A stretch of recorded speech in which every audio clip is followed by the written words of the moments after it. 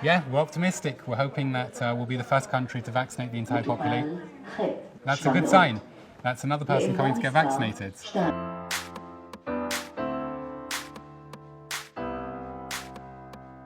Magen David Adom, as Israel's national EMS organization, we try to be prepared for the unexpected.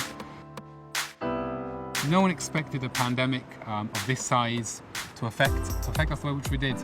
But since the first day when the Ministry of Health requested that we get involved and we assist, in the beginning it was with opening a Corona call centre where we were giving advice to the public. If it was advice about going into quarantine, how to quarantine, when they had to go to hospital, advising people when they had to go get tested to get sampled for COVID.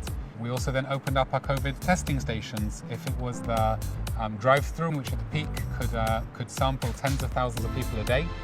And the biggest challenge, of course, which was the elderly, especially those who were in nursing homes or sheltered accommodation or at home who couldn't go out to get sampled. We would go there, we would go to an accommodation, we'd test everyone. One thing which we succeeded doing was what we call 21-2. It means you take 21 days to vaccinate every single accommodation. If it's an old age home, if it's a nursing home, within 21 days, and then you start again. This way, you know exactly who you're vaccinating, you have the same teams going to get vaccinated, and in 42 days, you've completed every single sheltered accommodation, nursing home in the country, and the most vulnerable are protected. It was worth it to go to one home just to see the reaction of the people the elderly who had been there for a year, to see how emotional they were about finally having seen some kind of light at the end of the tunnel. It was amazing, incredible. So today we're standing in Clalit Vaccine Center in the Expo in Tel Aviv.